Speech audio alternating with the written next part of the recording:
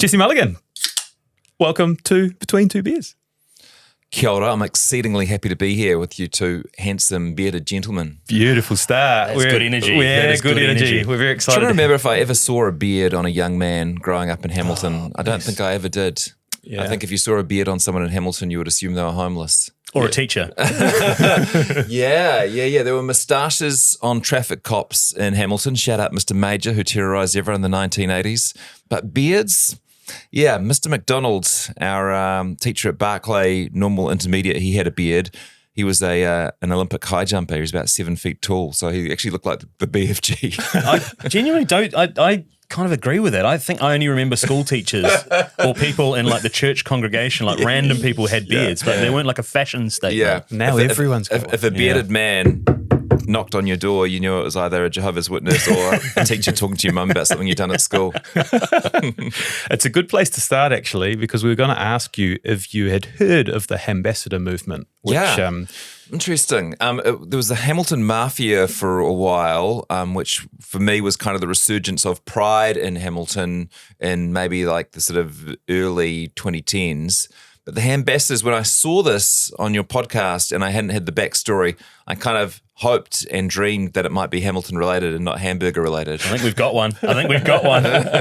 we used to start every episode with anyone with a tenuous link to Hamilton. We'd sort of see if they'd join our Hambassador movement. Yeah. And most of the time they would. But I feel like you are the sort of poster boy for Hamilton. And we've said that a lot too, of other people with far less strong links to Hamilton. Yeah. Well, when I started in stand-up, I would drive up to Auckland from Hamilton and, most people had a gimmick. There was the Māori dude and the Westie and the girl and the guy in the wheelchair. And I was just a white guy back in the days when that didn't even mean as much as it does now.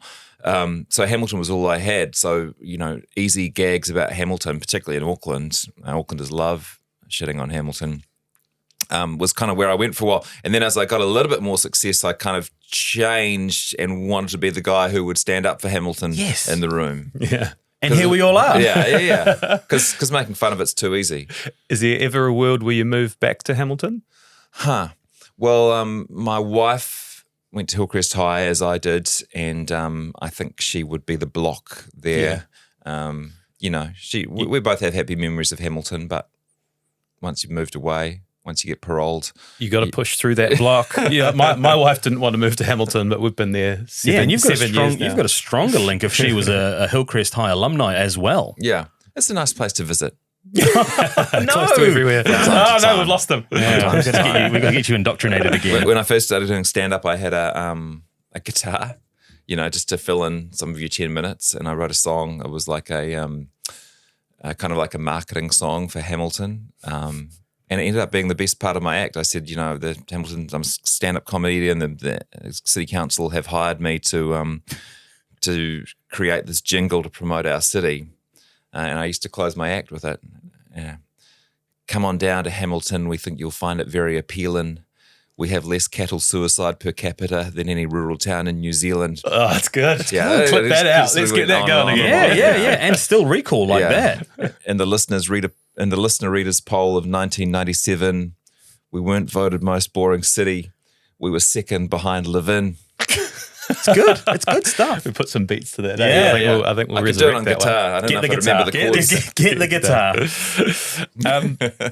So David Brent, go and get the guitar. Yeah. I was waiting to see your heels to see if you can still find them. You can still get them. Yeah. Sergio Giorgini. It's also a nice monkey Alan. It's a nice landing spot when you find Office references. Hamilton and Office, we've got a lot in common.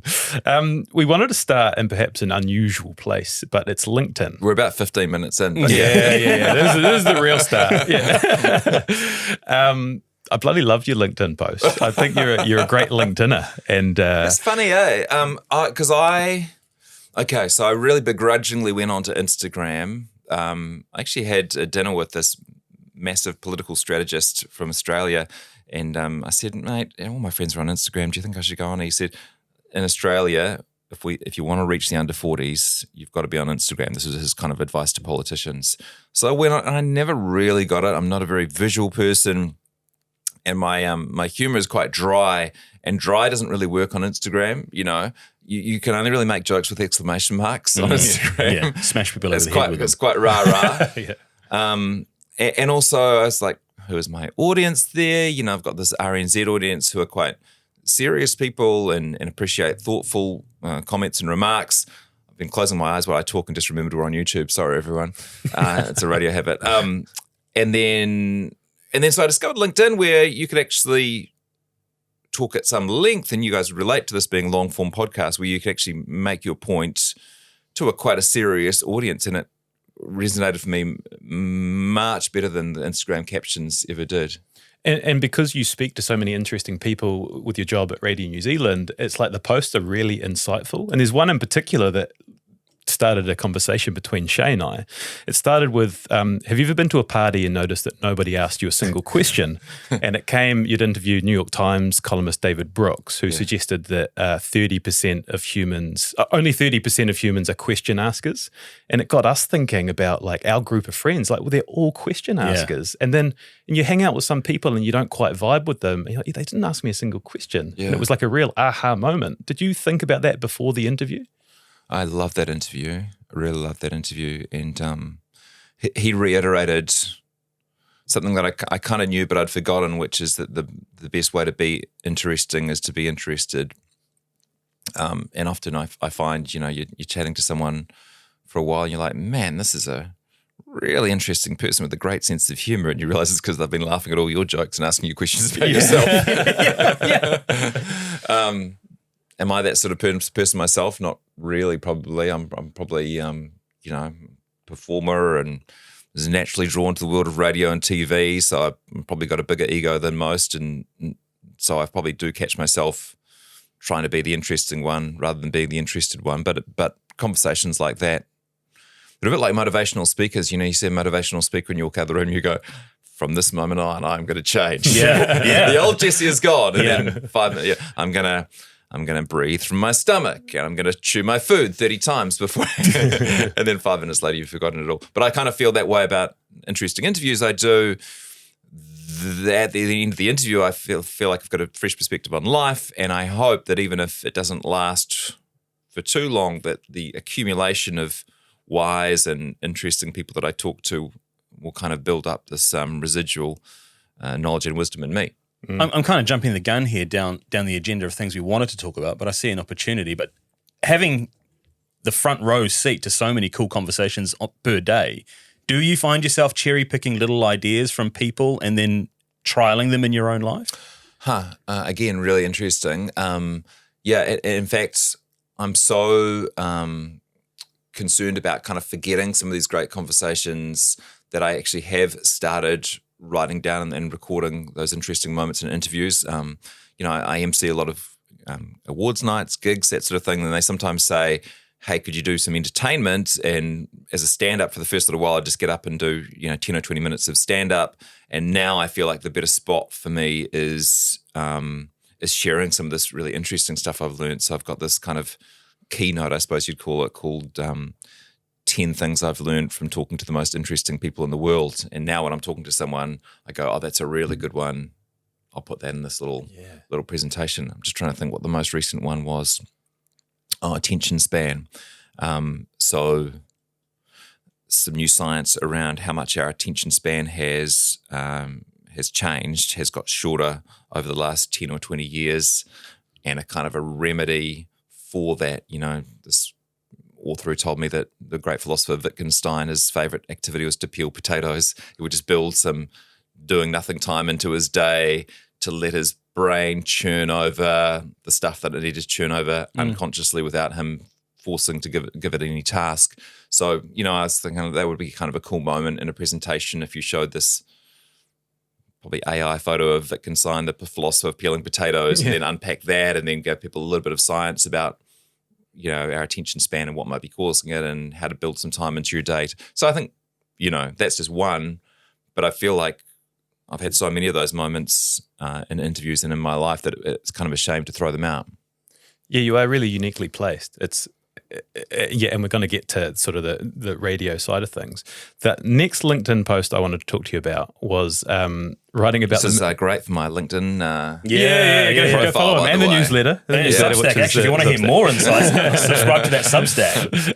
The other LinkedIn post was talking about the Matt and Jerry show, which we're both huge fans of. And you sort of write about the constraints and structure of commercial breakfast radio, which you involved in, sort of consultant-driven broadcasting, and how incredible it is that they don't follow the rules.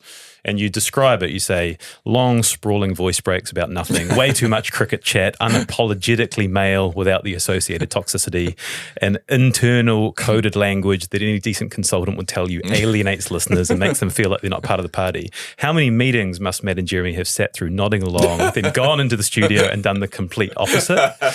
And it was brilliant because it's exactly what it is, and it's why they're so successful. But I thought it was interesting, and I'm not sure if you would consider them a rival, but someone sort of hyping up another radio show, it seems a bit unheard of, really, in New Zealand. It's very anti-consultant. Yeah. Okay, rule number one in the consultant's book is don't spend all of your energy on social media hyping a different radio station. I just love those guys. They make me laugh so much, and I kind of discovered them. I knew them both individually. Heard Jeremy on this show, by the way. It was great. And it just really resonated with me.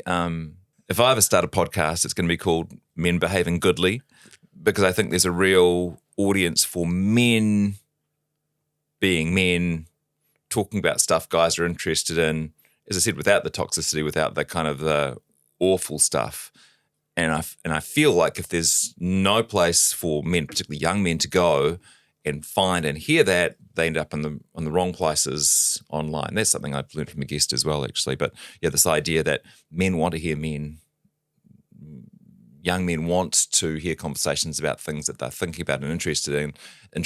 And if Andrew Tate's the only person in your world that's providing it, that's where you'll go and get it from. So, I think they're just great, and it must be so hard, Matt and Jerry, to talk about the stuff they do and stay on the right line of right side of problematic. They navigate it so brilliantly. They do. And if they ever step into that zone, one of them will say, distancing myself from this. But it's that whole nice guys do finish first or can finish first as well, right? I've heard you speak to that at Wintech, I think. You might be referring to, I got asked to give a graduation address to some Wintech students. They were graduating from the media school, and the theme of my speech was, no matter what job you get and whatever company, there will be jerks. Jerks was my kind of like clean word for assholes, and learning to deal with the jerks in your life will be kind of like 80% of your job in media, and the other 20% is making the cool shit that you got interested in the first place. I wondered with the Matt and Jerry stuff, if you appreciated it as well because of the constraints that you had in, 10 years at More FM and commercial radio and Edge before that. Yeah, because I'm a good boy and a rule follower, so if a consultant or a program director tells me to do something, there's no part of my body that says, I'm just going to do the opposite or I'm going to ignore them. Starting at school, I followed the rules. The teacher told me to do something, I did it. The idea that you would say no to somebody in authority was just completely unheard of. So when I ran into these guys, and I was like, man, there was a lot of cricket chat this morning. This is about 10 years ago. Matt said, we had a meeting with the boss after the show yesterday, and he said it was a bit too much cricket chat, so I've installed this new feature, which is like test match of the day. But everyone's in on the joke with them. It's so good. But going back to your beginnings in radio, do you look back on that? It obviously set the platform for what you're doing now and the rest of your career, but how do you reflect on like the Edge days and More FM and that scene? Yeah. It's pretty hard yakka for a young, idealistic kid to go into that mainstream commercial radio environment, which back in those days was very old school and pretty racist and toxic, and it was pretty unpleasant time for me actually. I got picked on a wee bit and bullied at work, and over that time, I guess I built a bit of a skin up. Also got like hours and hours and hours of time on radio to kind of learn the basics of filling dead air and finishing a sentence, even if you're not quite sure what the word is that you were trying to think of. And so I think when I started at RNZ, all that commercial stuff helped, even if it was just, this morning on More FM, what's the most interesting sound you can make with your body? Call us up. Like you wouldn't think that would directly help with the station famous for the bird call, but all that talking and the engaging with the person when they call up and they can do something with their knee. But first it's like, hey, where are you in Crofton Downs? Are you near the park? Great. And your school go to Rara and your kids go to Rara Intermediate. Oh, cool. I was there last night. I was watching the production of Charlie and the Chocolate Factory. All that kind of patter that is forging real connection becomes useful later in life. I'm not sure if that answered your question. Yeah, no, it does. And the specifics of like what you do in radio now is so different. But like, how does it work? Do you turn up and you've got researchers that say, you've got these 5 interviews today, here's some info on each of them, and you sort of read up an hour before the show and you go on? Or is it the night before? Or what? Yeah, I will admit there have been times when I'm introducing an interviewee where I'm reading it and saying, this person went to, oh, this is interesting. But ideally, okay, so I've got a great team of producers, quite a young team of producers. 80% of the time it'll work like this. They'll say, hey, there's a woman who's collected 1,000 ceramic bulldogs. Do you want to talk to her in our collector's spot? And I'll say, sure, sounds great. So there'll be some sort of point where they pitch the idea to me, and unless I hate it, it's usually like, yeah, thumbs up. They've got a great idea of what works on the show. And then they will go and pre-interview the person, and then they will write an interview script so good that if I know nothing, I can get in front of the microphone, read the intro for the first time, and ask the questions that they've told me to ask, and they'll even supply likely answers from the person. So it's a pretty good We should life. get into that. You need we should find some researchers. Yeah, but you can't take any of mine. And for the bigger interviews, I will usually do a little bit more work myself. I interviewed Ricky Gervais, who's a comedy hero, and so of course I'm going to think hard about How long did you get with him? That's what I asked him. I came in at like 9 o'clock. No one's at the radio station. I go into a sort of recording booth. I've got his home number. Call him up, and then you suddenly got Ricky Gervais on the line. I said, "Oh, so how long have I got with you?" He's like, "I don't know. I don't care." It's like amazing. So yeah. I guess you talk to him until you get the sense that he might be over it. I'm going into the weeds here. What did you decide to ask Ricky Gervais? Do you remember? Yeah, I did. So that this is probably 6 or 7 years ago now. So bear with me. So I said the intro was, and I usually do the intro live, but I record the intro later. And I said, last night I got to meet my comedy hero, Ricky Gervais, star of The Office and Extras and some other big movies, host of the Golden Globes. So what do you do when you're interviewing a comedian who's done so much in front of an audience of people who may not have seen any of his work? You begin with a private joke. And my first question to him was, so my first question for you, Ricky, is what did you get Pete Gibbons for his leaving do? Just great niche area. He would have loved it. Which was, I was interviewing about his Office film. And so there was a callback in that film to this like one tiny line that you would only know if you're a massive fan of The Office UK. Yeah. And has it hit? Has that question hit and you're off to a flyer with him? I think so. Yeah. I think he at least gets that that I've made the effort. And then it was kind of disgusting interview question another one, which I said, oh, I really enjoyed your movie. I said, do you know what the funniest word for me in the whole movie was? He was like, funniest word? No, I don't know. What is it? And I said, juice. and he laughed. And if you ever see the movie, you'll know what the word is. I'm not going to explain it here. He laughed and laughed and laughed and laughed. And we're on a delay. And generally, if there's a delay in an overseas interview, I'll tighten it up in the edit.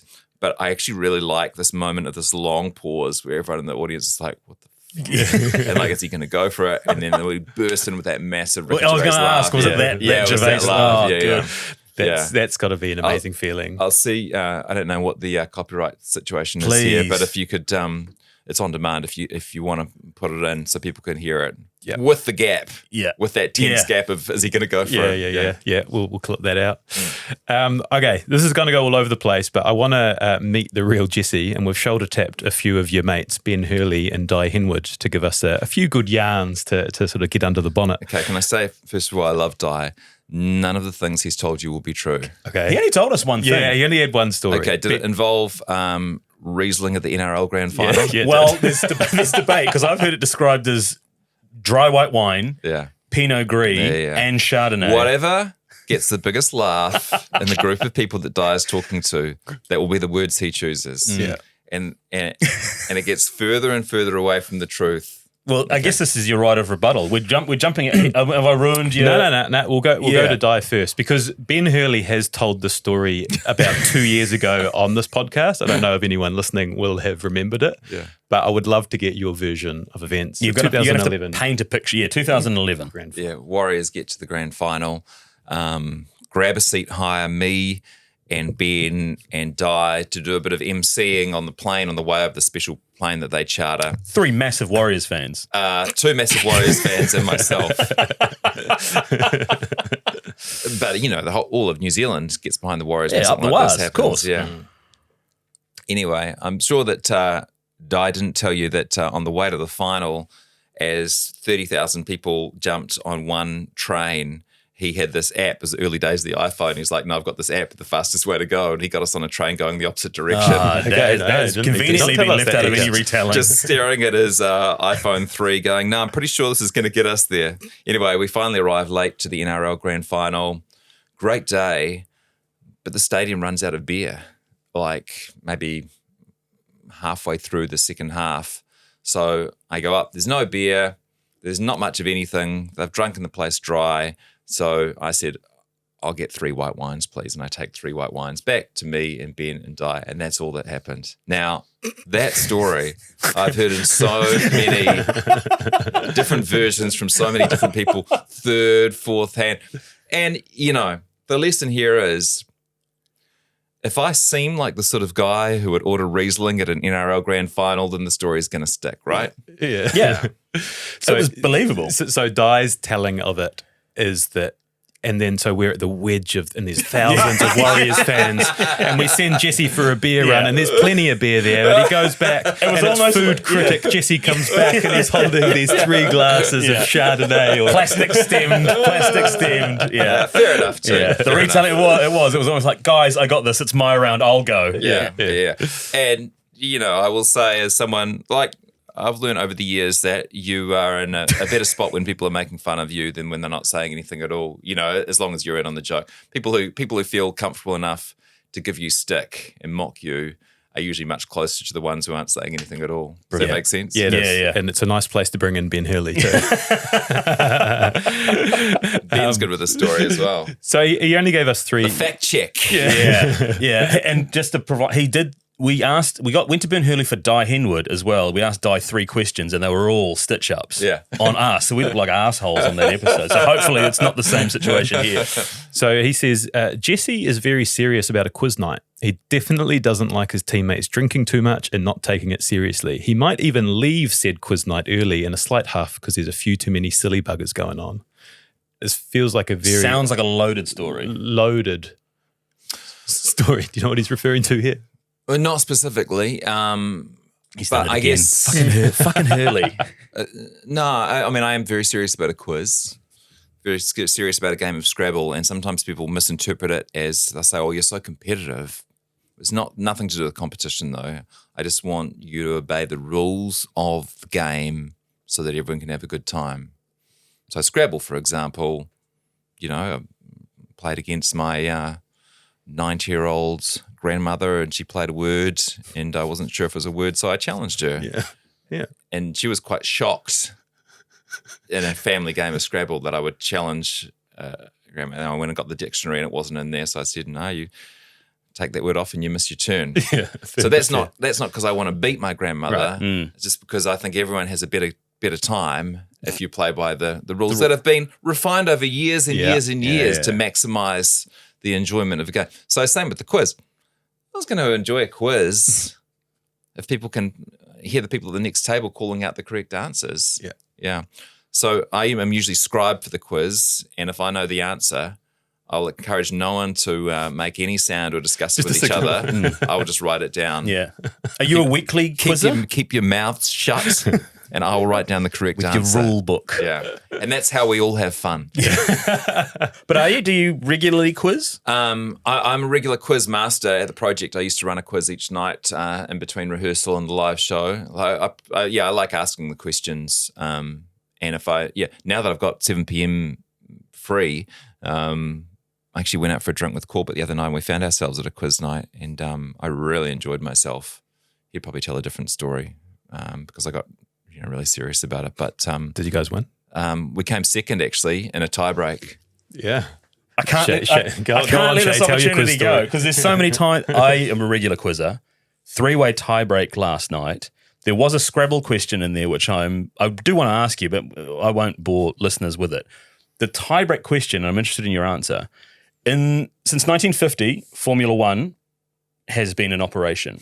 How many drivers have won a race? And it was closest to the actual answer wins. Won a race. Yeah. So what's that? 73 seasons. What are there? 16 races a year? So 700, 1300. You've got as much information as we had. 50 races. I'm going to guess 550. Very far off. 113. Gosh. Yeah. Which just goes to show that if you're good at Formula One, you're hard to touch, right? Yeah. Stephen said 25? Yeah, I wasn't really listening. But and that is why he's never invited to quiz night. Yeah. I guess Lewis Hamilton wins each week, doesn't he? Yeah. Schumacher and no. At my quiz, the tiebreaker came up. It was a 3-team draw on second, and the quiz master obviously hadn't come across this situation before. So she's like, well, what are we going to do? We'll do rock, scissors, paper. And I was like, no, rock, scissors, paper does not work when there's 3 people. Here's what we're going to do. We're going to put our fingers out. We're going to go 1, 2, 3. We're going to choose 1 or 2 fingers to show. That's going to eliminate one of us. And then the remaining 2 we're going to do rock, scissors, paper. So she sat down and I ran it. Won the 1, 2, 3. Won the rock, scissors, paper. Champions. Sat down. Hated by every man and woman in the room. This is good. I'm feeling like we're getting a real picture of Jesse here. This is good. Okay, I'm going to move us on to the next Ben Hurley suggestion. And also, some sources at Radio New Zealand said you love cricket, an encyclopedia of cricket knowledge, which kind of jars with this thing Ben has sent us in. So he said, Jesse once told me the story of when he tried out for a cricket team when he lived in Wellington, and they didn't require his services, except when he told the story, he used the phrase, auditioned for a cricket team. And I think I see where he started to go wrong. It's a cricket team, not a chorus line. I love that. Well, I'm probably very knowledgeable on cricket by the standards of the RNZ newsroom. But then there's this weird kind of synergy between comedians and cricket that is, if you find yourself sitting around with the guys from the ACC, you're not going to be the guy who they're like, wow, Jesse, I can't believe you can remember the name of the ground that Richard Hadley got his 9 wickets in 1986 or whatever. You know what I mean? So, it's big fish in a small pond at RNZ. Yeah. Have you ever been asked to join the ACC for any of their commentaries? No, I guess I've always been... or contractually frowned upon? I'm probably not quite there, to be honest. I'd be the dumbest guy in the room. Yeah, you'd be the driest guy going. Well, you might not even go the driest guy in the room. I took Mark Richardson out for a restaurant review the other night, and it was awesome. It was the first time we'd hung out outside of the project, and I just got to ask him all the stuff about cricket. So I'd be like, okay, 1987 Tri-Series, New Zealand against Australia in the final. Deepak Patel jumps up at long off and catches it. You remember that? And he was like, yeah, well, the thing was, Bracewell was mad with the rest of the guys. So there's a big division in the team. Like, oh, this is awesome. Wow, so you are a bit of a cricket encyclopedia. Yeah. Sign of a misspent youth, I think. Richardson's great. We had him on the show a while ago, but the contrast between that sort of grumpy, divisive guy you see on screen and just the loveliest man who's just keen for a chat and he's so warm. We had a problem when the project started because we were following the Australian model where you would occasionally throw a kind of a conservative older guy in the mix for the fun it would create. And back in those days, we kind of thought that what we needed to do as hosts was every time he said something that was vaguely kind of like right-wing, would be like, oh, Mark, you can't say that. And then like patiently explain in 2 paragraphs why he was wrong. And then it all became a lot more fun and I think a lot more watchable when we started treating him instead like a kind of a clown, like the court jester. So he'd say something and you'd all laugh and you're like, oh, Mark. It's like the audience gets it. He's a pastiche. He's kind of exaggerating for effect. And if we're kind of laughing, then they can laugh too and it's no harm done. So I think once we overcame that kind of mental block with him, he's been much more fun to have around. And super popular. That episode was so popular because you get the cricket sort of tragics that want to hear his story and also the people that know him from, the reality TV and the Did you check out your stats in India for that show? No. Because that would have been massive. Massive cricket fans and I think particularly the Indian community here in New Zealand flock to him when he's out in public. Yeah. It's wild. There's niche kind of pockets of popularity, right? Yeah. Okay, last one before we move on from Ben. And he said this isn't a stitch up, but he said to ask you about your greatest sporting achievement. I think if Ben is telling the story, then he's probably referring to our win in the final of the Wellington Touch tournament, where we had a stand-up comedians team. We're called the Bad Touch, I believe. Mm-hmm. Or You Can't Touch This might have been, or we had a couple of names over the years. Taika Waititi was in our team. Like, it was a really kind of star-studded team by Wellington standards. And we came down to the final. It was a draw. We had to nominate 2 people to stay on the field against their 2 people, and Ben and I stayed on, and I managed to put Ben away for a try in the corner. I've actually got mixed feelings about that moment because I was probably the oldest person on the team, the least fit, and the most exhausted by the end of full time, and I felt that as a senior statesman, it was my job to take responsibility in this great moment, and stay on the field, If we win or lose, it's going to be on my shoulders. But I think the better thing to do would have been to get one of the kids who was not horizontal to front up. And anyway, it worked out. Yeah, he described it as the will. He'll talk about the will he, won't he pass. my sole kind of tactic and touch was when I'm like one from the outside and I'm running towards the gap and I'm like, is he going to pass or is he not going to? Ben calls it the will he, won't he. Effective though. Yeah, and so accurate. Accurate retelling. Ben knows you very, very well. Great. I feel like we've peeled under the bonnet a little bit there. That's been really good. So I want to start sort of building the picture a little bit. Interesting thing for me was leaving school in sixth form to go to law school at the University of Waikato. And I was wondering about that law school, sixth form Jesse, comedy, like how that all intertwined. Who were you in sixth form? Probably a bit of an oddball, and probably a mix of things. I was kind of a party kid. We all started drinking in third form in Hamilton, and so way too early was going to parties and chasing girls and drinking booze or whatever from about the age of 13 or 14. On the other hand, I was like quite studious. I was kind of top in form for maths and English, and anyway, so I left school in sixth form, got into law school, and because it was my home university, would walk up from our family home up to do a lecture, and then walk home again. And for the first year or two, really didn't get to meet anyone in particular at university.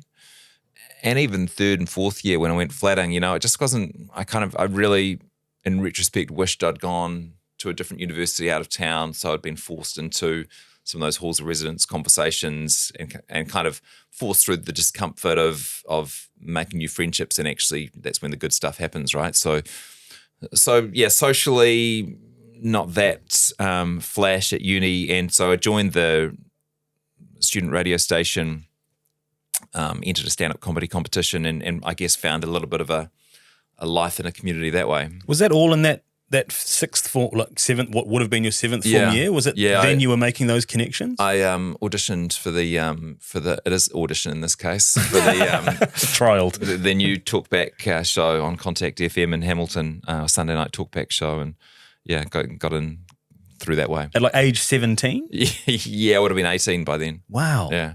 Because I look back, I was a young university student, so I was 17 when I started uni, and I felt like a child in that institution. Did you have similar feelings of being, because sixth form to uni, it wasn't such a well-worn path, and I'm only a few years behind you at school. Yeah, and so, and also, like the seventh form ended up being a massive social bonding year for my year at Hillcrest. Most people's years. You know, in sixth form, we're all still like, oh, there's a group of us here, and then over here, those are the surf kids, and over here are the nerds, and then I'd like go back to a party in seventh form, what would have been my seventh form, and everyone's like high-fiving and hanging out and talking about the new Pearl Jam album and listening, and I'm like, holy shit. So I sort of missed that kind of year of that, 150 boys bonding, and then also missed the kind of first year of university, that classic experience of meeting a whole bunch of new people from other cities. So yeah, it's kind of a missing year for me. And because I was always a little bit of an oddball anyway, always kind of did my own thing. Yeah, it was, I saw recently someone said, no matter what your problem is as a young person, you can solve it by working in a bar. Haven't got any friends, work in a bar, not very good at small talk, work in a bar, think you're better than everyone else, work in a bar, and I think really a year working in a bar would have been perfect for me at that age. But you were still 4 years below the drinking age at that time, right? Because it was still 21? It was, or 20 maybe. Yeah. So there was some kind of like grey area where, back in those days, with the 1990 Sale of Liquor Act, where if you were on a pub for the purposes of having a meal, you're allowed to be in there. So we sort of played around with that one with our limited legal training as a way of getting into the Hillcrest Tavern back in the early 90s. I was going to say, you must have had some hilly nights, though. Yeah. Jordan Luck and all those sort of things. Yeah, Dave Dobbin, George Smilovich. You know George Smilovich? I do not know George Smilovich. He did a comedy routine called I'm Tough. I'm so tough. My girlfriend irons my T-shirts while I'm wearing them. Doesn't ring any bells? No. Okay. It's a good gag. Yeah. What was the comedy scene kind of like at that stage? Because you entered a first-timers comp, but was it a mixture of... Well, I went to that I'm pretty sure I've got this name right, George Smilovich. I went along to that gig and I saw all these people laughing. And I was like, this stuff is not that good. I could do that. And then I don't know, that ironing gag was quite good. and then I went and saw Andrew Clay, the New Zealand comedian, who is...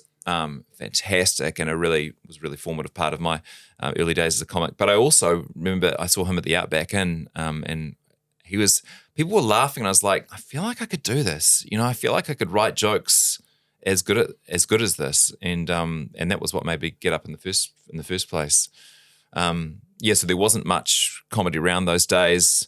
That was kind of a special occasion. Some comedian from Auckland coming down and doing a Thursday night, and then there was a bit of a more regular thing started. And as I started doing stand up, they would get me on as the local sort of introducing. It was pretty exciting, man. Yeah, pretty exciting to go to the urinals of the Outback Inn and see their calendar and see your own name. Yeah, up there. I remember nudging a person at the urinal and pointing to my name on the calendar. Go, that's me. Yeah, that's nice. That's me. I want to link someone has typed that. Yeah. In onto a paint or something. Yeah. They've chosen to tap my name into that document. It's Jesse. Yeah. It's me. I want to link up your comedy to Auckland, and I spoke to your friend Sandon in the build up to this, and he said that when you were both young, and I'm not sure the timeline of this, that you both wrote to Paul Holmes asking for sort of advice on how to crack the Auckland market, and he said that he responded, and it might be interesting what he responded. Yeah. Okay. I reached a point kind of 4 or 5 years into More FM Wellington, and that was my first real job. And I started feeling like the same, and I kind of just sensed that there might be more to life. But I'm quite conservative with work, so I wasn't willing to just kind of take the leap into the unknown. And yeah, for some reason, I really kind of felt a bit of a connection to Paul Holmes. I think he'd just written his autobiography. We'd interviewed him, and so when you're in that sort of job, breakfast host of a radio station, there's not many people you can turn to. Even now, if I need career advice or who do I ask? There's not many people to ask. And so I thought, well, I'll write a letter to Paul Holmes. So I wrote it in biro and sent it to care of TVNZ. And a week or two later, my phone rang and it was. Really called you? Yeah. And like, just to give people an idea, there's like no bigger name and more recognizable voice and would have been, about 2001, something like that, than Paul Holmes. I mean, for him to call you was like Madonna calling you. Yeah. Do you remember what he said? He just said, "You've got to come to Auckland." He says there's no point in being anywhere else than Auckland if you want to be in the media in New Zealand. He sounded a bit disappointed when I picked up and I was a boy. I think he thought Jessie was a girl.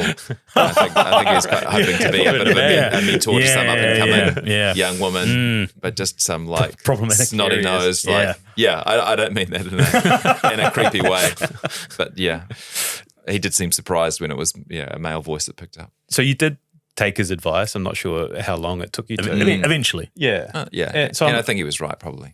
Yeah, so link us up to sort of working on writing for 7 days and Jono and Ben. Is that more FM finishes, you go overseas, you come back and then you're getting into the writing stuff? Yeah, pretty much. I came back and did more FM Auckland for a bit. And then, they were starting up 7 days and Ben Hurley, who's we'd gigged quite a bit, including in London.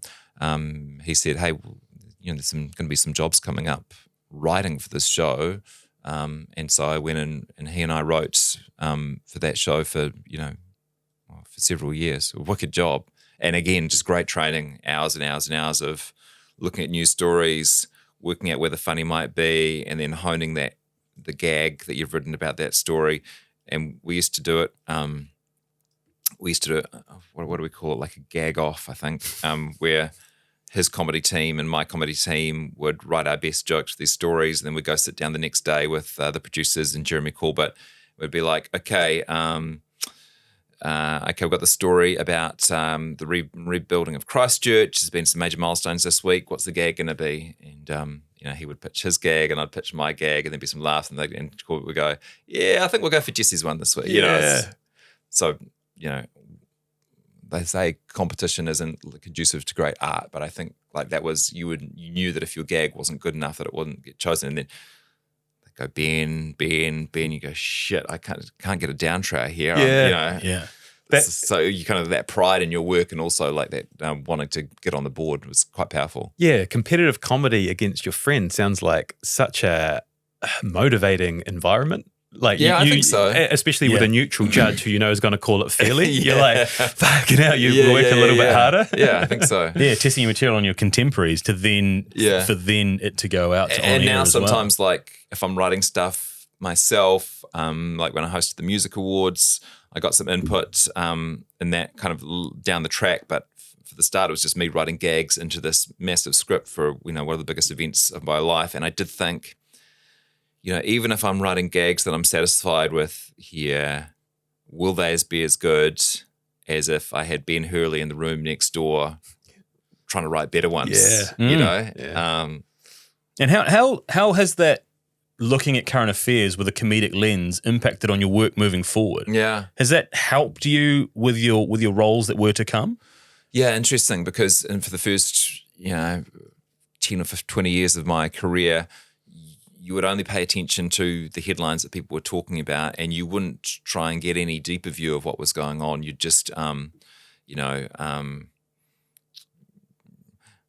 to think of one that's non-controversial at the moment, but, so let's say ACT wants to tear up the treaty, the ACT Party wants to tear up the treaty. Now, that's probably the nuance of that is not quite right, but if you're at 7 Days this week, you'd be writing gags based on the fact that, David Seymour's breaking into Te Papa and trying to set fire to the thing. You know what I mean? Yeah. So you're not really interested in what the truth of the matter is. All you're interested in is the general public understanding of it, and then how you can make a gag based on those kind of prejudices, because that's how comedy works.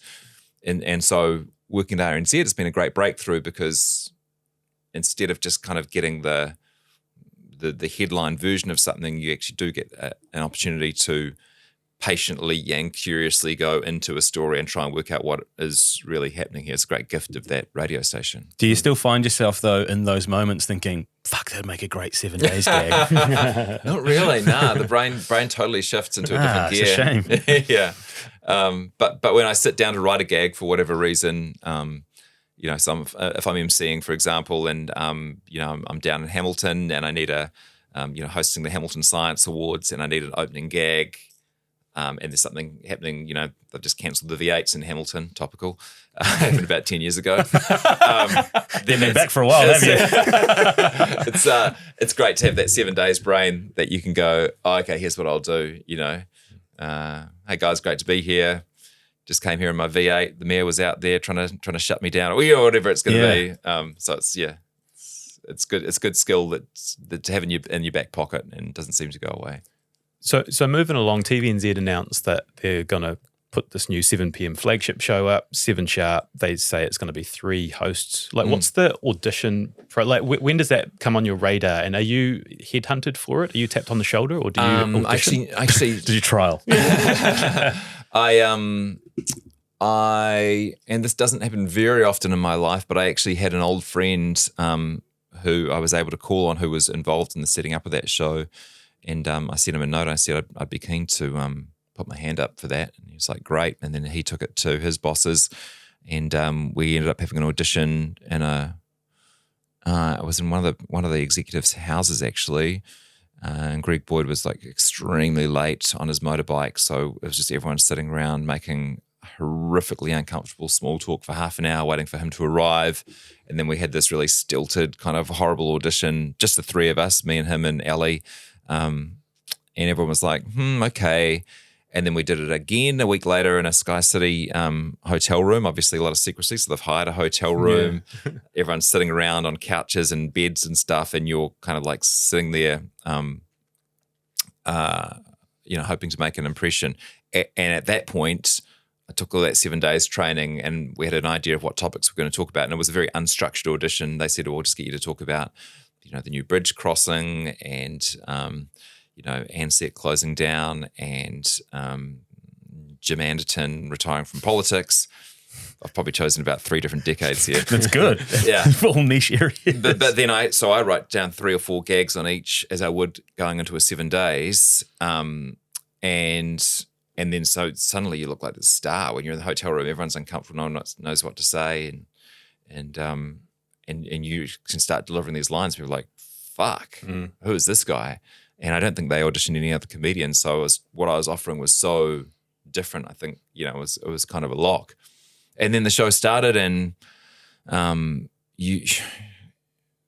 of the things you realize as a comedian is it's not really about the quality of what you're doing as much, or it's just as much about the quality of the material you're doing as the environment you're doing it in. And it was like a really stilted environment, no live audience, great crew, but no one had ever worked on comedy before, so the cuts were weird. And so I was kind of flat on screen. At that point, when you got the role, was that like a, fuck, I've made it Definitely. Moment for you? Definitely, yeah. I've had a few of those, and it's exciting. It's the greatest moments in your life where you book the music awards, or get hired for RNZ, or got the project gig, or, being hired for More FM Wellington back in the day. It's a massive thrill. Firstly, to do the audition, do a good job of it, and go, I think I've got this. And then to actually get that phone call, and then the announcement day, which is wicked, and everyone's congratulating you on Twitter, and everyone's talking about you. I once heard Howard Stern say, he wishes every day could just be the announcement day, because then it all dies down. You've actually got to do the work. Are you nervous? Like first shows? Yeah. Even though a seasoned... massive heightened kind of every aspect of your body's adrenaline and your brain is just doing things it's never does in real life. And does it taper off after a while with each show? Definitely, yeah. Too much, it tapers off too much, and particularly if you're not putting in enough interesting into the show to make you go in like with excitement and with like, same as stand-up actually. If you're doing the same kind of 10-minute set over and over and over again, after a while you're like, it's not nerve-wracking because you know exactly how it's going to go. And same with TV. If you're going into a show where you're not going to attempt anything different, you don't have that same kind of aliveness that you get when you're not quite sure how something's going to come off.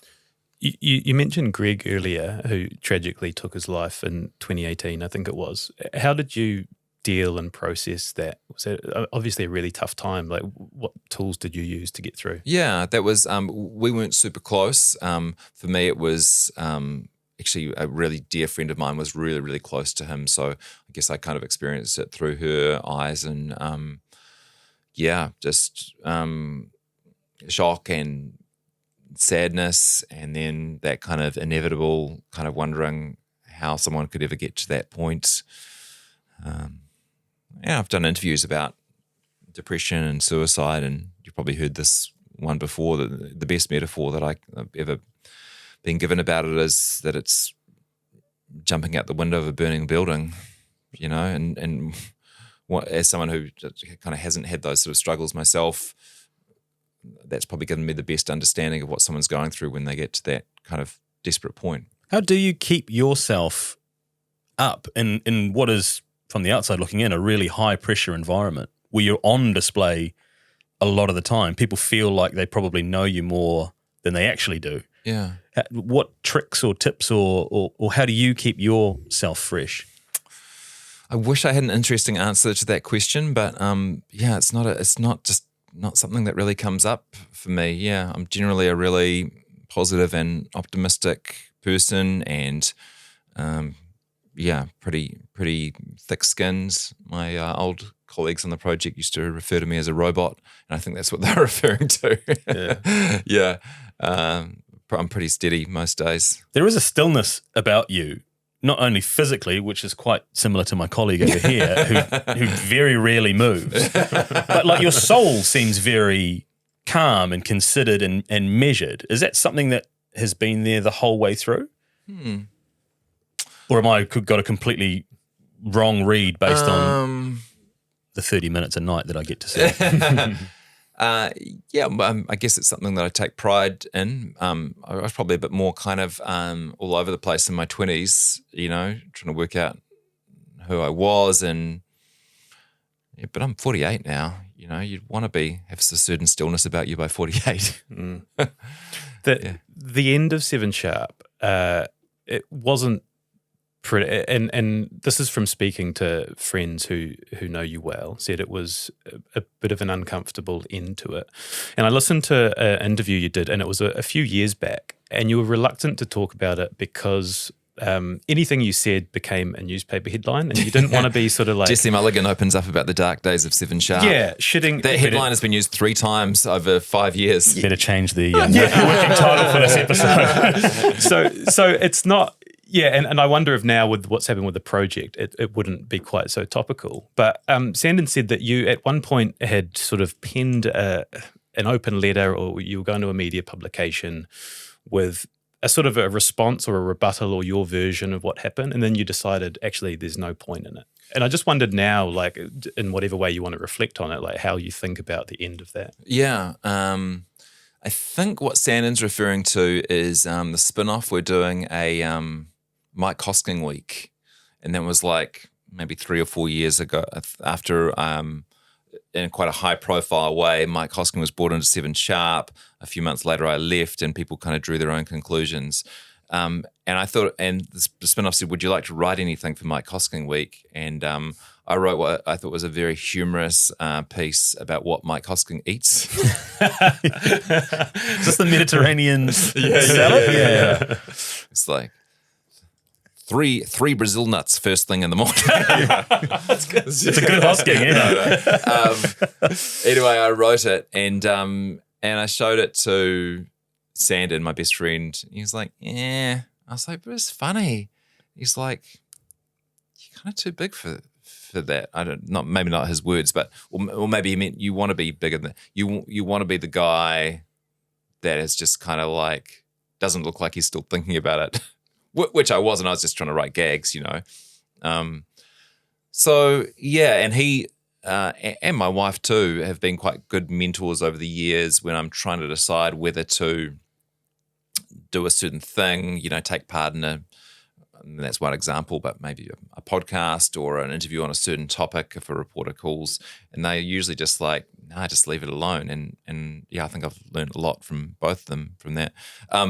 It was a really tricky time, end of 7 Sharp, because the Herald was sort of out for blood, as it had been since the show started, and good for them, like that's their job, is to write racy, gossipy, dramatic stories about what's happening at TVNZ. So no problem with that. But it is quite weird to pick up the Herald in the morning and there's a full-page story, people saying that you seem nervous and uncomfortable on air, and people behind the scenes being quoted saying that he's being kind of forced out of his seat. So that's one thing, for it to be in the paper for everyone to read, and then you've got to walk in to TVNZ through the hallways past everyone, knowing that they've all read it too. That's just an extremely self-conscious time, which even the robot struggled with. Yeah.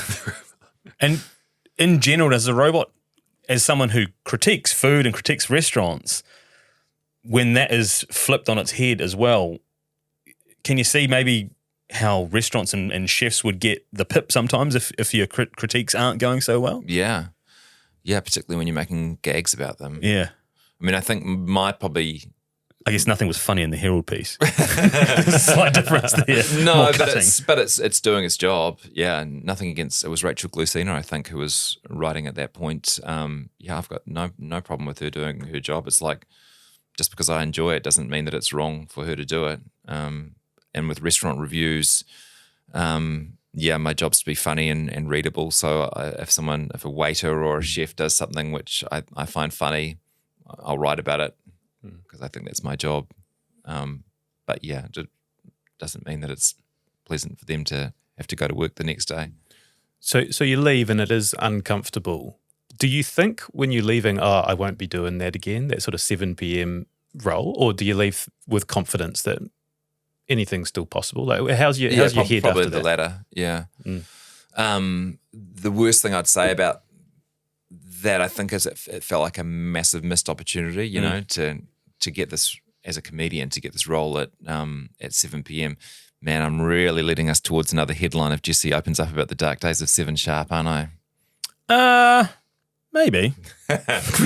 We'll steer clear of it. No, we won't. We won't allow it. You're not allowed. Look, if that happens, it happens. Yeah, an opportunity for a comedian at 7 p.m. to kind of take that massive TV1 audience and create something really great and memorable. So that's a kind of a missed opportunity was the biggest thing.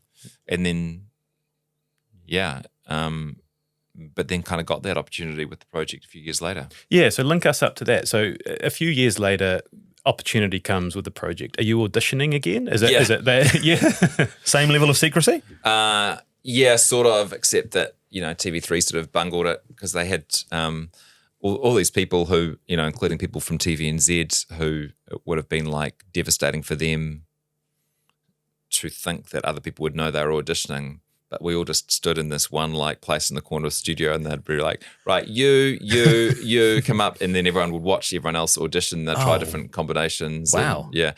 Duncan Grieve has written a very funny piece because he was one of the people auditioning. If you ever want to look it up, his story about what it was like to audition for the project. Yeah. Yeah. Amazing, like a schoolyard pick. Yeah, totally. Man. Same thing though. Wrote some gags, had a little bit of extra training behind me with the auto cue at 7 Sharp and some of that kind of studio stuff, which was helpful. So yeah, had a good audition. Any trepidation once you were offered the role? about going back into that 7 p.m. slot directly against, or was there a little bit of a fire going, well, fuck you guys, I'm going to make the most of this? No fire and no trepidation. Just kind of a hope that it might be done better this time, and no real kind of expectation or that it would last longer than kind of 6 months or a year, and thought, well, maybe it'll work, maybe it won't. We'll just do it and see what happens. Well, it lasted a lot longer. Yeah, I think it was 7 years. Yeah, third longest 7 p.m. behind Holmes and John Campbell. Yeah, it was a huge success. Yeah. Third longest standing. Yeah, so a good plug for your newsletter. You sort of like wrote a couple of pars about when you heard that the project was getting sort of axed, and it was a call from the boss, and sort of how you processed it. I'm not sure how much you've spoken about it, but I would be interested to know, was that an unexpected sort of just whack over the head, or did you sense it was coming? You kind of, in the newsletter, you said you'd done a recent podcast where you'd sort of said, look, these jobs, I'm always sort of willing to get, waiting to get remember cut. hearing That's that. the reality of these high-profile my catchphrase was, we are the last generation of TV presenters. Yeah. And, news out of TV3 this week that Paddy Gower's show's on hold and Ryan Bridges' new show is on hold. Massive money problems from what I can see from the outside. I've got no particular inside knowledge. But yeah, is it unthinkable that neither of those shows would come back? No. And certainly on TV3, would they ever have another presenter-led show after that? No. So yes, that was accurate. I've forgotten what the question was. Sorry. I was just asking of when you hear that news, you're obviously thinking of yourself, and then you're also thinking of all of your colleagues and people that you work with, and how hard it is, like a horrible situation. I just sort of wondered, how you process that, how you get through it. Yeah. Went out to dinner with my wife, got pissed, talked about what was next. Yeah, for me, I'm kind of immediately like, okay, what are we going to do now then in a way? So this is aside from the fact that lots of your best friends are kind of wondering how they're going to pay the mortgage next year, which is a big part of it. But personally, my own view is like, great, let's get cracking. Next thing. Yeah. And so at the same time, you've got the RNZ gig, which you started 2 years before the project, right? Yeah. Which is now your anchor, and that's been going, it seems, really well for Yeah. a long period of time. What was it like juggling those two? And we spoke to Jeremy Wells about, he's got the radio show and the 7 p.m. slot, and it's kind of like that opportunity cost. You've got 4 kids. It's a busy afternoon, but I guess you have your mornings free, right? Because of the afternoon slots. Like, was it a lot to do both those jobs at the same time? Yeah, in the first few weeks, it was like, this is full. But then it's just the same day repeated over and over again. So, once you're in the zone of signing off from radio, jumping on your bike, biking up to TV3, doing your 4 p.m. meeting, doing rehearsal, doing the show, coming home, suddenly that's just normal, really. And, I think if I'd stayed with law, there's plenty of lawyers leaving Westmere at 7:30 in the morning and coming home at 8 o'clock at night. So, yeah, it was busy, but probably my wife shouldered most of it, having to feed and put 4 kids to bed each night. Yeah, I think this might be a good place to bring in your wife. And I'm going to go back to LinkedIn again, because she's a psychologist. She is. She was so cross that I didn't give you guys her number. Really? To pitch in on this research. Because she's like... Sorry, Victoria. She's really... she's kind of...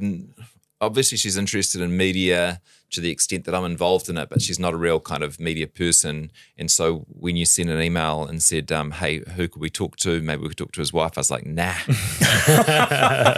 I'll protect her from this. And I just told her last night, she was like, they talked to Ben, Hurley and Sandon and they didn't talk to your wife. Wow, yeah. Happy Valentine's. We nearly read that. Yeah, we really need that research team. Can I ask a niche question? How far behind you at Hillcrest was she? I make this this joke, which I probably in my 7th form, she would have been 3rd form. I've just decided I'm not going to make the joke that I used to make in 2023. Yeah, so Class of 99? Is she class of 99 in that fine vintage? Because that was a great Hillcrest 902 year, 99. That was my year. It was incredible. People You're still Hillcrest talk boy about too. it. No, I went to Boys High, Yeah. but I enjoyed the Hillcrest parties as much as the next Boys High boy did. Yeah. And I worked at Hamilton East Pizza Hut, which was a real hotbed for a lot of that seventh form. And now in 2020, we're in the weeds. 2024, I'm potentially outing myself as well. So I'll put a curb on that and allow you to talk about Victoria. Yeah, so didn't know her at high school. Met her through a Hillcrest family though. Yeah, and we were just great friends. And then, one late night in a Wellington nightclub on the dance floor, Sean Paul playing in the background. Yeah. He's on the ball. Suddenly the friends were kissing. I'm actually going to read what you. So by the way, someone told me, sent me a clip recently, an interview with Sean Paul, whereas he's saying that it's actually Chunda Paul, Yes. Shivnarine. the famous cricketer. Yeah. That used to be his kind of nickname. And so when he says Chunda Paul, he's actually saying the name of a cricketer rather than saying Sean DePaul. I've seen that as well. I got Also, my second favourite Sean Paul fact is, his most famous where he's like, Jodie and Rebecca. So he had just met a girl called Rebecca, said he'd give her a shout out in the song. So that's a real, and then he married her, and his wife is Rebecca No from way. Jodie and Rebecca. No way. wow. And an amazing Sean good. Paul It's good Sean Paul knowledge to drop. impersonation there as well. Very, very good. Oh, really? That's Yeah. I didn't even realize I'd done one. That's probably problematic. Remember Rose Matafeo tweeting that she'd been listening to Sean Paul for 5 years and only just worked out he'd been speaking in English. But even that was 10 years ago on Twitter, and I don't know if you'd tweet it now. Yeah, we've come a long way. Yeah. No one's on there Or now. not. Yeah. Right, I'm going to read about Victoria because I think it without you having to say it, it paints a really impressive picture. So you say, people assume I'm busy, but my wife Victoria makes my life look like Club Med. This week, she published her latest piece on Business Desk about how to train and support accidental managers. Her main job is helping businesses with their ways of working, and despite having a giant brain full of the latest research and insights, she also believes in giving her knowledge away for free, however and whenever possible. She has also quietly, between raising our 4 beautiful children, become a leader in the area of strategic foresight, helping businesses understand how to think about and plan for the future. Earlier this month, she had a few weeks of 2:45 a.m. starts while completing a scholarship with a US-based future school. She's about to have some of her research published in an international academic journal. Meanwhile, working on a major project to unite and connect the New Zealanders working in her sector. She also somehow manages to be there and 100% present for netball drop-offs, piano lessons, school bus pickups, and working bees. Not sure about the appropriateness of this forum for spousal shout-outs, but here we are. That's from LinkedIn, yeah. That's LinkedIn. So the question at the end of that is you've got 2 hyper successful, ambitious people, and I'm looking for life tips as much as anything. I've got 4 kids as well, that and I sort toolkit. of look for good leaders in the space. How do you manage this so much going on in any given day? You've both got such big time commitments. You're so sort of driven. What does your weeks look like? Yeah, well, it's a busy household. She in particular is just, we've just signed up to one of these life insurance things where you get more of a discount if you do a certain number of steps a day. Have you come across this before? Yeah. So she's got a Fitbit, and for the first time in her life, which is counting her steps.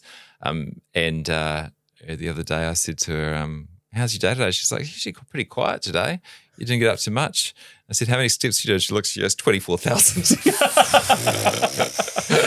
Put in a shift. Yeah. So, she is pretty alpha when it comes to bossing life. And, I don't know how to answer that question really. We try and have coffee together in the morning to connect. We watch a bit of TV at night to do something which is just us two. Because my restaurant reviewing job, we tend to go out to dinner, kind of an enforced date night once a week or so. But she's done a wicked job on her life, and the kids are, I've got 4 amazing kids, so it's a good life. But it's she in particular, she puts every ounce of her energy and and time into making it that way. I've heard you put guardrails up on your weekends, though, and your weekends are very much family focused in terms of not taking MC gigs or not taking bits Well, and that pieces. was before the project shut me down. These days I will work any time of day, any day of the week. Just on that, I noted on your website. Anyone got some new tobacco products I'd like to launch? I'm your man. Yeah, I'm available. Actually, speaking of tobacco, I just want to jump into this because Stephen read the LinkedIn and wanted to pull out the parenting tips. I read Club Med and wrote very generational reference. But there's also another Club Med reference, which is used to smoke 30 cigarettes a day and given a formal warning at Club Med for smoking while snorkeling. Is that true? That's true, yeah. How do you? I used to smoke in the shower. I would always wake up once a night and have a cigarette in bed. And I knew it was time to put a stop to things when I woke up one night and I was already smoking. Wow. Yeah. So I was a committed smoker, and then I gave it up because you can't smoke. Then back to MCing. A 6-day offshore MCing gig. How do you get into those? Like, how do we get into that market? That was it was for an insurer that was taking its brokers away as a kind of a well done for a great year. And went to Hollywood. That was awesome. And then went to Rome the following year, like an MC gig in Rome. Yeah, you'll be looking for those again now, won't you? Now that your time's opened up a little bit, just to carve off some multi-day MCing. Are you having to be on the whole time, or are you like, hey guys? Pretty much, yeah, pretty much. Wrote some gags for the initial rooftop welcome. Told them the story about how insurance was invented in Rome, where they had like fire insurance, so you'd pay insurance, and if you'd paid insurance, it meant that if your house was on fire, then the fire engine would come to you and put your house out. But there was a bit of a scam where they would set fire to people's houses and then show up and say, "So, are you interested in joining this insurance scheme?" It's true. Good gag. Yeah, it's true though. That was, I mean, I love doing MCing. Some are better than others, but you get better at them. And when you start off going into this corporate environment where you don't know anyone, they're paying you a lot of money, there's massive pressure. I used to find the dread would just be with me for days leading up to it. You're talking directly at me right now. This is my mindset. I'm a horrendous dreader of any public speaking. It's funny, event. Yeah. And I've actually got one tomorrow, and it's kind of sort of at the back of my mind, and because you can't quite relax, because every time you start to relax, you go, "Oh, I've got this like big life event coming up in a couple of days." And I don't know if it's not even really fear that it's going to go wrong. It's just the amount of brain space it absorbs, and you feel like any spare second you've got that isn't thinking about it is a wasted second. It's a really hard thing to explain. Yeah, like a cloud over you almost, right? And then as soon as it's finished the next day, you're like, And Jeremy Corbett says this. He's like, sometimes you go back to your hotel and you're like, oh, I actually get to invoice for that. But when you're in the moment doing it, it's not about the money whatsoever. It's just about doing a job, and a great job, and escaping. Yeah. Does that dissipate as soon as you start talking, or do you have to wait for the first laugh? First laugh, yeah. And also, like I find that event organisers are usually so wrapped up in what they're doing that they forget to tell you you're doing a good job. Yeah, your 8 tips on LinkedIn is great. I'm going to share that to everyone that ever books us for a gig. So you get up, you've written 10 minutes of jokes specific to the telecommunications procurement sector. You're like, wow, this is good stuff. People are laughing, and you go and sit down, and the person just stares straight ahead. And they're like, hi. You're like, wow. But then, as the night goes on, they kind of relax, and usually if you're doing an okay job, they're usually much warmer by the end of things. Yeah. I'll be doing the old Jesse Mulligan to Paul Holmes with you after this to get some tips on how to get better or how to even it out. And I'll call you up and I'll be like, I can't believe Seamus is a male. I'll see. Don't worry, I'll see the number. Such an effeminate name. Right, couple of little bits I want to get to. So one of our sources said that you have this incredible influence on politics, which might not be understood, but you're friends with incredibly powerful people across the aisle, Jacinda and Luxon, and you're very sort of influential in a way that he suggests is one of the biggest, one of the most influential people in the country. Is this overshouting it? Yeah, no influence on politics. By chance, I've got to become friends with a lot of people that ended up being quite big in politics, like before they got into politics. So yeah, I will say that when people become prime minister, they stop returning text messages as reliably. It's like they've got other things going on. Yeah. Hey. Yeah. You around? You still up? We'll chat in 8 years. Luxon, are you out? Is there a world in which you maybe take a dip into politics yourself as a candidate for a party? No, I don't think so. I think if there is enough of a pause there that it might be on the I'm cards. trying to give you a That was a Dave Latelli answer as well, where it was clearly yes, but I'm not wanting to show my cards right now at the start of a No, new I'm trying to give you a thoughtful answer. I'm trying to pause long enough that you understand that I'm actually thinking about it rather than giving you a glib. Yeah, like that. I like that Sorry, too. that was bad for me. And the answer is no. I think that if I ever decided that I wanted to make meaningful change in the world, that it would be easier and more effective to do it through, I'm going to say, business. I think that businesses doing the right thing probably create more meaningful change than politicians doing the right thing. Very similar Latelli areas as well. Yeah, well, I mean, you do have such a big platform for change with the Radio New Zealand audience and and your profile. It's like you are an influential person without being in politics.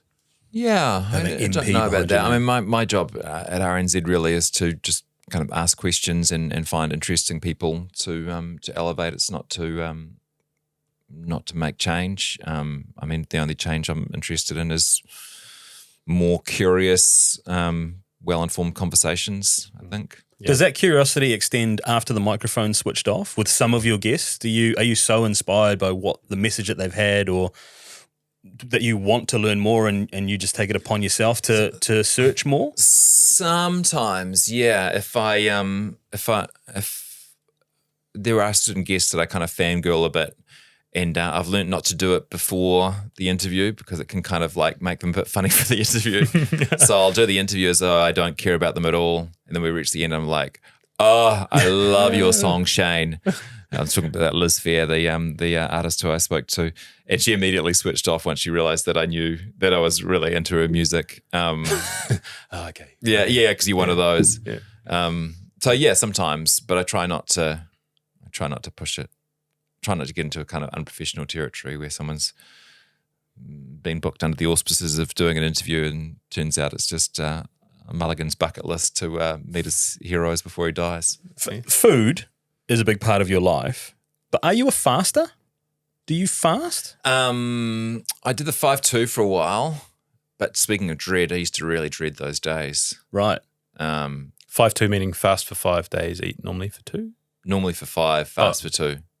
Oh, right. Like full fast for 2. Like full. I think it's like 600 calories or something. Hey, Yeah. I'm on that. Yeah. I'm in that life right now. Yeah. Those are the days that I don't want to talk to you. Yeah. Like today. Most days. And so you do your fasting day. It's not as bad as you think it's going to be. It does suck though if you like food. And then the next morning you wake up and it's like, so good. I can do whatever I want today. That's awesome. And even during the fasting day, there are kind of, I think, moments of kind of like lightness and euphoria that you don't, there's probably a reason where the major religions have all included fasting in some aspect.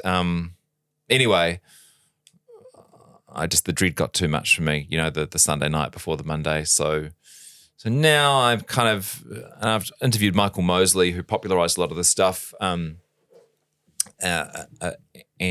he says the smaller the window that you're eating in the day, the better it is for you. So now I don't have anything till midday, and on a good day, I'll kind of have finished eating by 8 o'clock. So, but I'm not religious about it. And also like the idea that you would talk about this when you're out to dinner with people, or let it affect what you're going to order, or, you know, that you wouldn't have a sausage that someone offered you at a barbecue because, you know, it's outside your fasting. When I hate all that stuff. Yeah. Social. No, you should shut the fuck up about it.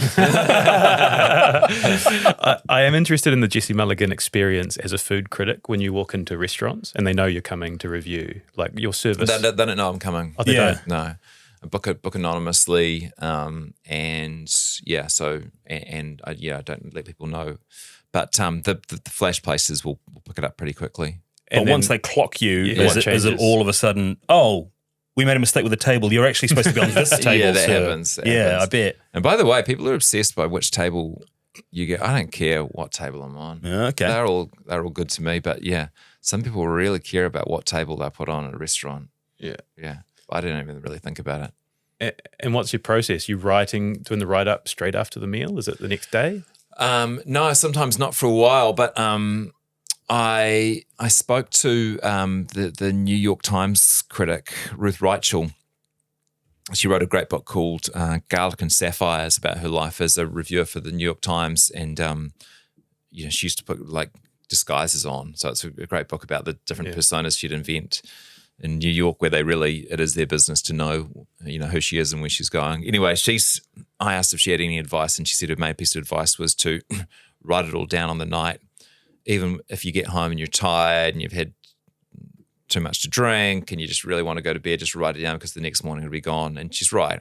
And so now I write down everything that I can think of in my head in note form, including little phrases that the waiter might have said, or, any little detail. And I find that's pretty good, that even 2 weeks later I can come back and put myself back into that mindset. Yeah. Is that one of your best jobs that you've had? Is food? Definitely. Yeah. Yeah. It's an amazing job. Yeah, right. And to think 20 years you weren't a meat guy? Yeah, I did, and I worked in food in London, and so did quite a bit of food travel, but I wasn't eating red meat. I sort of feel bummed that I did all of Italy and Spain and never ate any ham. And then when I came back, I thought, well, if I'm going to be a serious food critic, I better eat meat so I can write about it. Do you watch stuff like Food Network and bits and pieces? You just no. Sometimes I feel like I probably should do more of that. I feel like sometimes if people watch MasterChef, their knowledge of techniques and stuff might be better than mine. But my basic philosophy is to try and write to and for somebody who's not a food expert, to communicate the experience of being at a restaurant. If you had a friend who maybe had a narrower palate than you did, how would you softly introduce them to try and expand that away from butter chicken and rice, or he knows? It sounds like this guy knows what he likes. The stock standard kind of. I would find a new friend. I guess we're gonna, maybe you and I can. Yeah, I take friends out for restaurant reviews, and there's only a certain sort of person that works at a restaurant review, So you got to eat everything. You've kind of got to be patient with the fact that there's going to be periods of silence and studying on my part. Not too much small talk, So it is it sounds like it's going to be a dream. It's not. But Kanoa in particular would tell you that it's not that much fun. Also very hard to get hold of, Kanoa. Yeah. Very difficult to get hold of. One more, do you order everything? Yeah. Fuck, that would be an enjoyable experience. Then eat in silence. I've got one friend that I took out, and he wouldn't go out again because he was so embarrassed by the amount of food that I ordered. Like, he felt like people were looking at us. But do you finish everything? Taster? Yeah, well, I'll take it home. Yeah, nice. Yeah, okay. I'll take it home. I'm sorry, it was a real niche area of mine. I've seen that. I went out with Josh Thompson once, and we went to a burger place, and I ordered pretty much every burger on the menu. Oh, yeah. And Josh said he saw a guy at the table next to him looking at Josh like, wow, this guy's made it. He's got his white mates come out and buy him every burger on the menu. Niche Hamilton reference. Have you ever heard of the Green Mile? Doing the Green Mile? No, I don't think so. Greenwood Street, and you order a burger at every one of the establishments and work your way down. Oh, that's good. I don't even. Where's Greenwood Street? Industrial area. It's basically Frankton. It's basically where all the food chains were when we were growing up. Outside of Hillcrest, BK, Hamilton East, McDonald's, Sort of off and Te Rapa. no further. Where is it? Okay, wrong side of town for a Hillcrest boy. Yes, yeah. For me, crossing the river was like going overseas. I would like to see Jesse do the Greenwood Mile. Is it the most expensive burger at each fast food establishment? I think it's a signature burger at each establishment. Yeah. You start at BK and you work your way down. Steve Braunius did something like that. Yeah. It's super popular though, the food critic stuff. Like I've seen the back end analytics at the Herald. Like the stuff, people love it. Like you must get. You so get much access to the back end analytics of the Herald. It's time to let the cat out of the bag, I've Steve, been with those working- headlines of yours. Been working at the Herald for the last 12 years, Jesse. Okay, all right. It's really, really popular. Like, does it surprise you how much interest there is in it? I guess it's a kind of the healthy form of clickbait, right? I went to this new restaurant. Here's what it was like. I don't get any of those analytics, so I don't know how many people are reading it or how popular it is. But yeah, I think every paper needs a restaurant review. You know, it's what I turn to first in a newspaper, and it's a great institution, and I hope they keep employing me. The good thing with radio and restaurant reviewing is the longer you do it, the better you get. You know, when you review restaurants in Auckland for, I've been doing it maybe 13 years now, 14 years. It means when a new restaurant comes up and you go, oh, okay, so this is a little bit like Clooney was back in 2012, but they've added a little bit of the depot when they arrived with their cutlery and jars in 2015, or you know what I mean? So you can put it in context. When I first started, I hadn't eaten anywhere, and it was, it's you're really making a lot of it up. Are the two areas that you're in now, Radio NZ and doing the food, as well as your Substack, which you've just launched, is that the best fit for your skill set now? Is TV back on the horizon ever, or are you comfortable with where you're at? Well, I feel like I'm quite good at presenting TV, but TV doesn't really exist anymore. You know, what am I going to do? People don't watch free to air as much. No one's really making it. The business model doesn't work. So, yeah, I've never quite been comfortable with the idea of presenting to the camera for like Instagram and stuff. I always feel massively self-conscious doing that. I don't know why, but so I don't think I'll ever end up doing that in the same way as someone like Chris Parker can do it so comfortably and so beautifully, and he looks like he was born to do it, you know? So, yeah, all of which is to say I feel like I've got these weird skills that almost nobody else has got.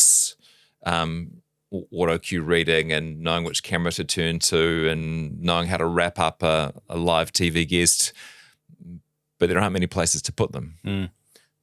But you spoke about a podcast. You had a name for a podcast. Is that an area you'd go? Men Behaving Goodly. Men Behaving Goodly? Oh, you'd be a great podcast host because you're so general and worldly and you know so much you are about so many things. Crimes podcast. Yeah, they've just topped and tailed my they've done a beautiful production job, but they've basically just taken my interviews that I did on the radio and turned them into a podcast. So, yeah. Yeah, I feel like you could expand on those because they're so interesting. What is it about the crime genre that just gets podcast I know. people but racked up? We do sometimes feel like, or like every time you tell one of those stories, you're aware that the family of the person murdered has to listen to it again. You know, it's quite tough to stir that stuff up again just for the interest in infotainment of people listening.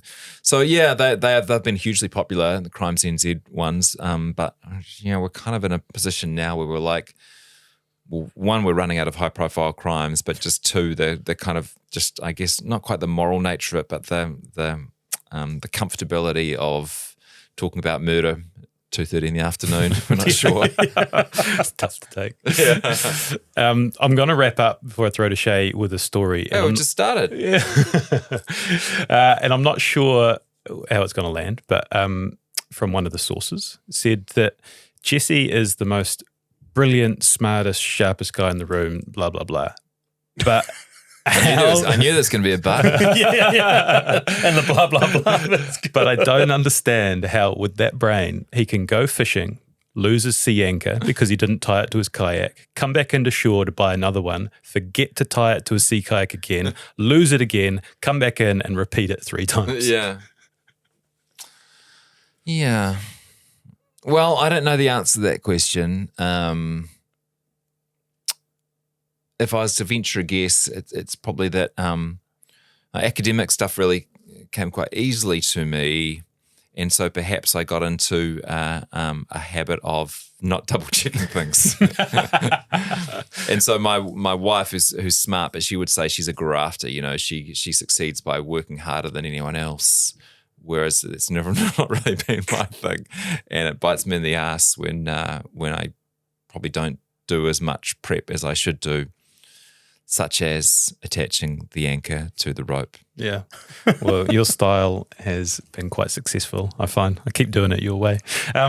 From me, before I throw to Shay, thanks so much. Like, it's been so cool sharing your journey. It's been with our really listeners. great fun. I said this to you off air. It's a real delight for me to be asked questions rather than to ask them myself. So thanks very much for the invitation. Yeah. I love the idea of it's good men doing good things is kind of how we've landed on it. But that being a public figure and being just a good dude about it is such an inspiring thing as like younger guys coming up to wanting to do that and not being, just being unashamedly yourself and having your interests and speaking about them from your core and from a good place is a real cool roadmap to follow. And I enjoy the fact that you can laugh at yourself and some of your frailties, but do it in a comfortable way. You're just so comfortable in your own skin. Yeah, I'm self-deprecating in a vain way. Back at you, I mean, I know you weren't fishing for this, but you guys do a really incredible job of providing a forum where we can get to know the famous men in our lives a little bit better, and you're not trying to expose them or make gags about them or trick them into saying something that they weren't going to say. And I think we're kind of lucky to have you guys here. So you've done a great job today, and I'm really excited to see where this podcast can go. So thanks. Thanks so much, Jesse. It's so cool to hear.